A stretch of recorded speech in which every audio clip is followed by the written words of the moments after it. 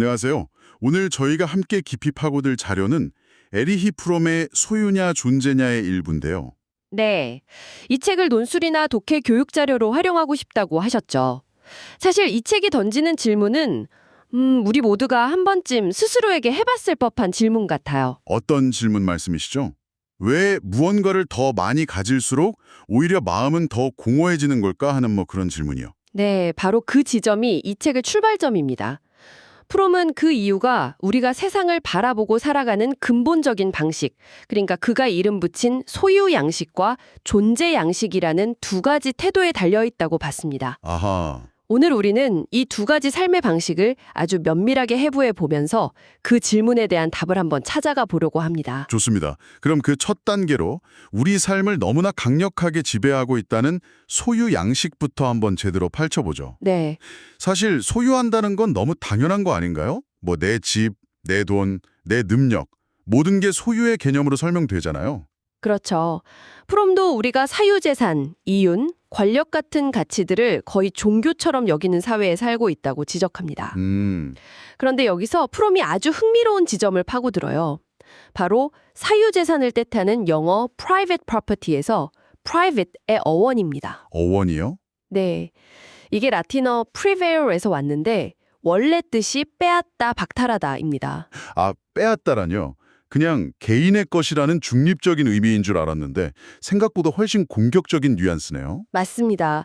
다른 사람이 사용하지 못하도록 박탈할 힘을 가진다는 의미가 그 안에 숨어 있는 거죠. 와, 크롬은 이런 배타적인 소유 개념의 인류 역사 전체를 놓고 보면 아주 특이한 예외에 가깝다고 말합니다.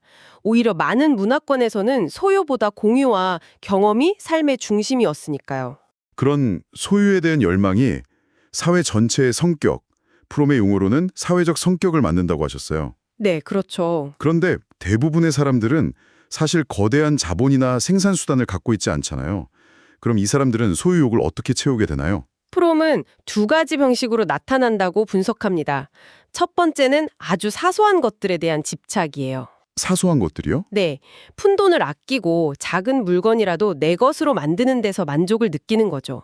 하지만 두 번째 방식이 훨씬 더 중요하고 좀 문제적입니다. 그게 뭔가요? 바로 살아있는 존재를 소유하려는 경향입니다. 살아있는 존재를요? 네, 예를 들어 전통적인 가부장제 사회에서 남성이 아내나 자식, 종업원들을 마치 자신의 소유물처럼 여기는 걸 떠올리시면 됩니다. 아, 그들을 완벽하게 통제하면서 자신이 절대적인 지배자라는 느낌을 받는 거죠. 와, 그 지적은 정말 날카롭네요.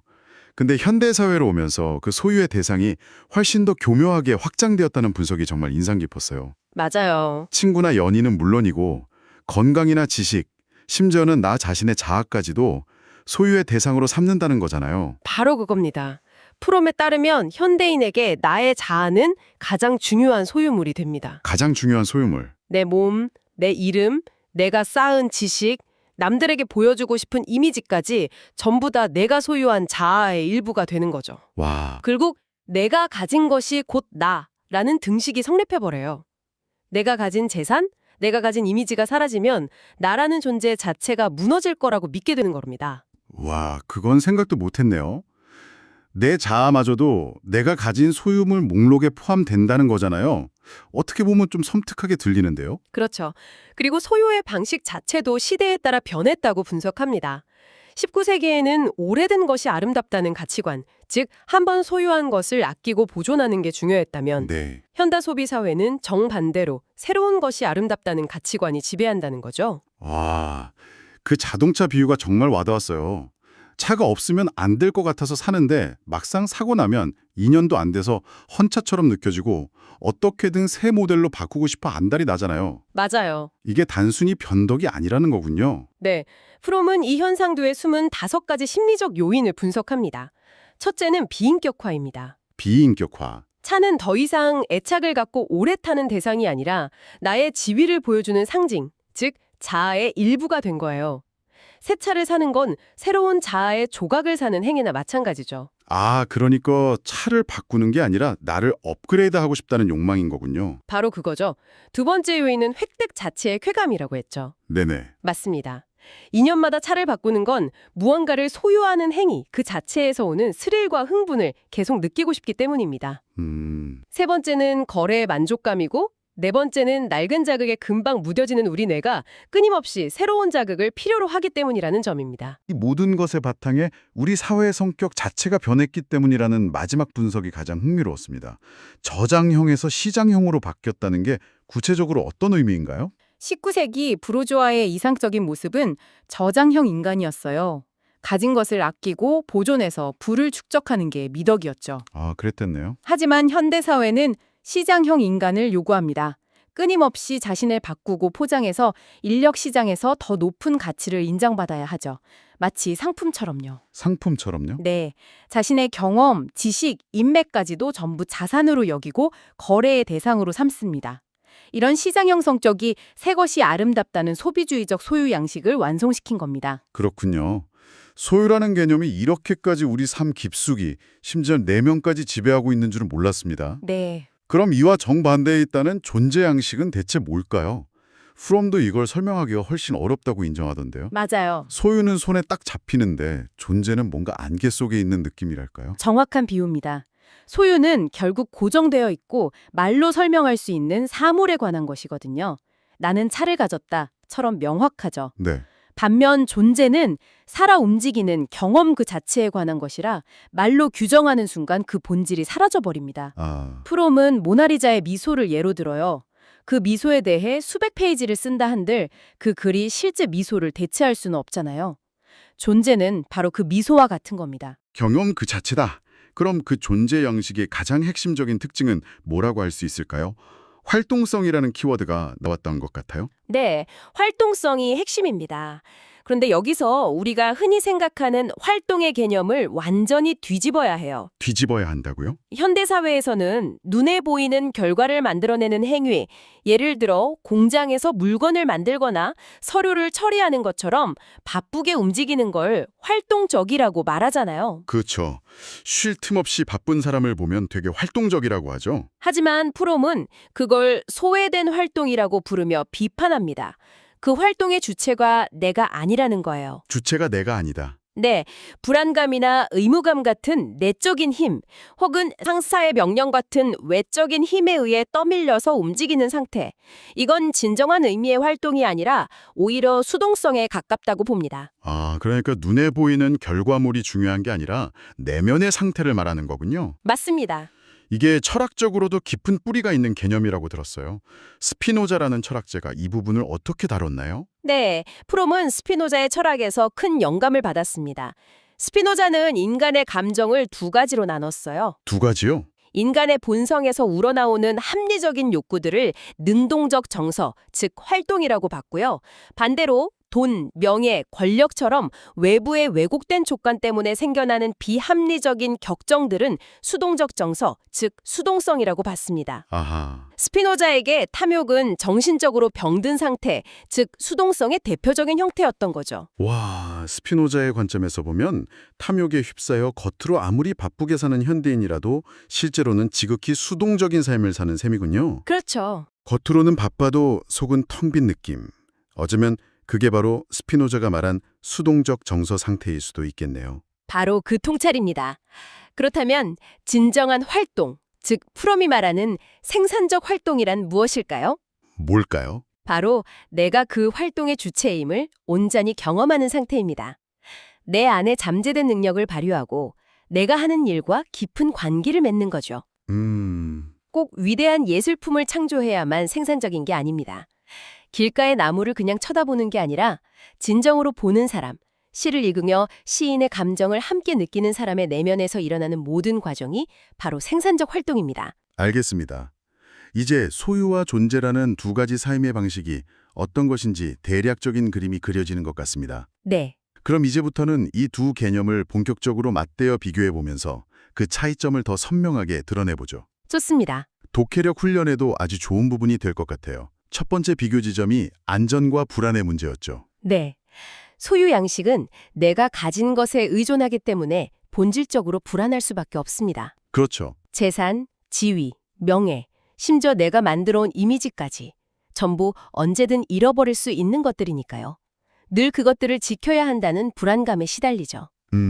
그리고 결정적으로 만약 내가 가진 모든 것을 잃으면 나는 누구인가? 라는 질문 앞에서 속수무책으로 무너집니다. 내가 가진 것이 곧 나라고 믿었으니까요. 그렇습니다. 반면 존재 양식의 중심은 내 안에 있습니다. 내 안에. 사랑하고 이성적으로 생각하고 무언가를 찬조하는 나의 능력과 힘은 그 누구도 그 어떤 외부 상황도 빼앗아갈 수 없죠. 그렇기 때문에 존재 양식은 흔들리지 않는 내적인 안정감을 줍니다. 내가 가진 것이 사라질 수 있다는 그 불안감이 결국 다른 사람을 나의 것을 빼앗아갈 수 있는 경쟁자로 보게 만드는 것과도 연결되겠네요. 오, 정확합니다. 프롬이 말하는 다음 주제인 적대감과 연대감이 바로 그 지점인 것 같습니다. 정확히 연결됩니다. 소유는 본질적으로 탐욕을 낳고 더 많이 가지라는 욕망에는 끝이 없기 때문에 필연적으로 타인과의 경쟁과 적대감을 불러일으킵니다. 네. 네, 개인 간의 갈등은 물론이고 국가 간의 전장이나 계급 투쟁의 뿌리에도 이 소유욕이 자리 잡고 있다고 프롬은 분석하죠. 그럼 존재 양식은 어떻게 연대감으로 이어질 수 있는 건가요? 존재 양식에서는 소유하지 않고도 즐길 수 있기 때문입니다. 예를 들어 우리가 아름다운 풍경을 보며 감탄할 때 그 산을 꼭 내 것으로 소유해야만 즐거운 건 아니잖아요. 그렇죠. 오히려 사랑하는 사람과 함께 그 풍경을 나눌 때 기쁨은 더 커집니다.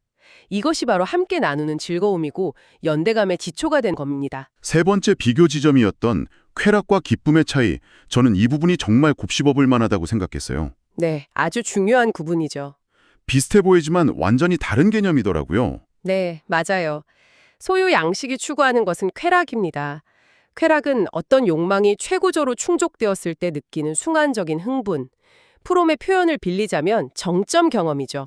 정점 경험. 복권에 당첨되거나 경쟁에서 이기거나 사회적으로 큰 성공을 거뒀을 때 느끼는 짜릿한 스릴 같은 겁니다. 하지만 그 뒤에는 허무함이 찾아오기 쉽죠. 맞습니다. 흥분은 금방 사라지고 내면은 조금도 성장하지 않았다는 공허함이 뒤따르죠.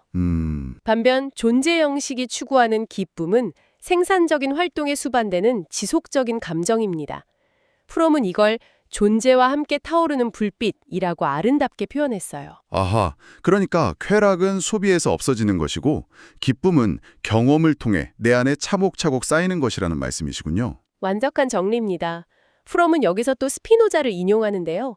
스피노자는 기쁨은 인간이 더 작은 완전성에서 더 큰 완전성으로 나아가는 과정이라고 정의했습니다. 와. 즉, 내면이 성장하고 있음을 느끼는 상태, 그것이 바로 기쁨이라는 겁니다. 마지막으로 죄와 용서에 대한 관점 차이도 굉장히 철학적이면서 흥미로웠습니다. 네, 권위주의적인 구조를 가진 소유 양식에서 죄란 권위에 대한 불복종을 의미합니다. 불복종이요? 네, 신이나 국가 혹은 부모 같은 권위자의 명령을 어기는 것이 죄죠.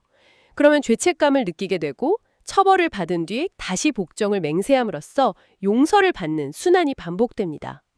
이 구조는 개인을 권위에 계속 묶어두는 역할을 하죠. 존재 양식에서의 죄는 그런 개념이 전혀 아니라고요? 네, 존재 양식에서 죄란 인간과 인간 사이의 소외와 분리 그 자체입니다. 소외와 분리. 네, 타인과 진실하게 연결되지 못하고 고립된 상태가 바로 죄인 거죠. 이것은 누군가에게 용서받아야 할 문제가 아니라 사랑을 통한 합일, 즉 프롬이 at one man, 하나됨이라는 표현을 쓰는데 이 하나됨을 통해 치유되어야 할 상태입니다. 아담과 이브의 원죄를 재해석한 부분도 정말 신선했어요. 신의 명령을 어긴 게 죄의 본질이 아니라 서로를 타인으로 인식하고 부끄러움을 느낀 순간, 즉 그들 사이에 분리가 일어난 순간이 바로 원죄의 본질이라는 해석이잖아요. 그렇습니다. 그들은 서로를 마주보고도 연결되어 있지 않음을, 분리되어 있음을 느꼈고 그것이 바로 인간이 겪는 근원적인 고통이자 죄의 시작이라는 것이 프롬의 통찰입니다. 자, 오늘 이야기를 정리해보자면 소유 양식은 내 재산은 물론이고 내 자아와 다른 사람까지도 소유물로 여기면서 끊임없는 분리와 불안 속에서 순간적인 쾌락을 쫓는 삶의 방식이라고 할 수 있겠네요. 네, 반면에 존재 양식은 내 안의 능력을 생산적으로 사용하면서 다른 사람들과 연대하고 그 과정 자체에서 지속적인 기쁨을 느끼는 삶의 방식이고요. 네, 맞습니다. 프롬은 이 두 가지 경향성 모두 인간 안에 잠재되어 있다고 말합니다. 아, 둘 다요? 네, 다만 우리가 어떤 사회 구조와 가치, 규범 속에서 살아가느냐에 따라 둘 중 하나가 훨씬 더 지배적으로 나타난다고 주장하죠. 우리가 사는 이 소비 자본주의 사회는 끊임없이 소유 양식을 부추기는 구조를 가지고 있는 셈입니다. 그럼 마지막으로 오늘 분석을 바탕으로 생각해 볼 만한 질문을 하나 던져보면서 마무리하면 좋겠습니다. 네, 좋습니다. 프롬의 주장이 맞다면 결국 우리가 어떤 삶을 살지는 개인의 의지만큼이나 우리가 속한 사회 구조에 영향이 크다는 뜻일 텐데요. 그렇죠. 그렇다면 우리가 속한 가장 작은 사회, 예를 들면 교실이나 가정 혹은 직장에서 존재 양식을 조금이라도 더 북돋우기 위해 시도해 볼 수 있는 구체적이고 작은 변화에는 무엇이 있을까요? 단순히 마음을 비우자는 개인적인 노력뿐만 아니라 우리가 함께 만들어가는 환경을 어떻게 바꿀 수 있을지 고민해 보는 것도 굉장히 의미 있는 숙제가 될 것 같습니다.